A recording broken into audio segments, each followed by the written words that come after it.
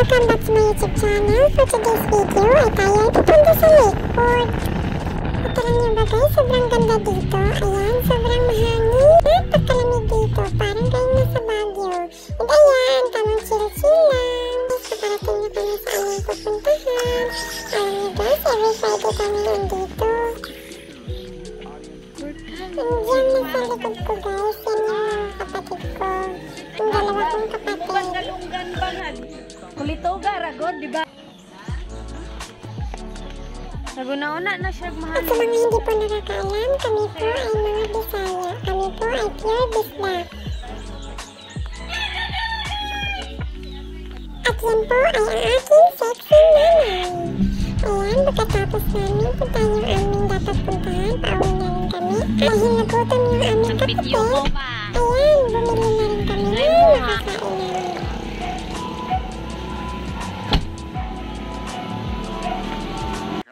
So yun guys, kumain na rin kami.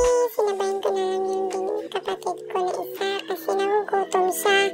Gusto niya kasi pag kumakain siya ay may kasabay siya, kaya kumain na lang din po ako.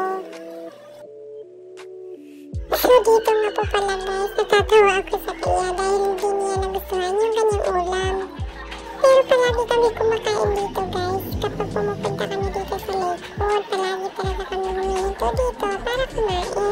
Ngayon lang talaga niya hindi nagustuhan yung kanyang ulam.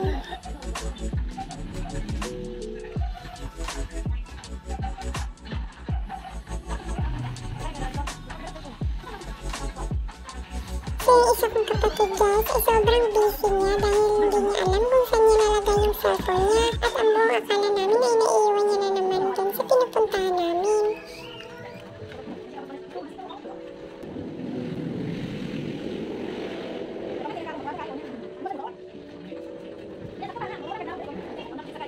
Katapos namin ay pumunta na rin kami sa sasakyan at pauwi na rin po kami.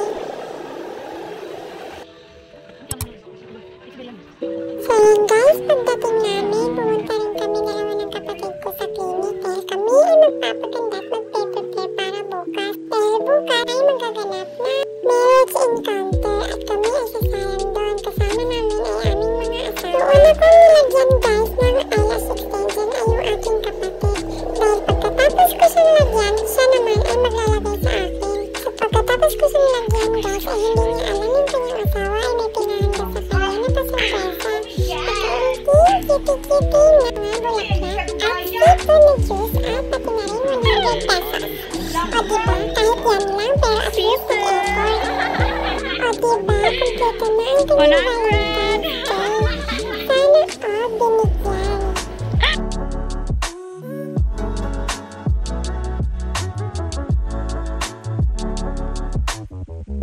So yun guys, hindi naman siya masyadong halata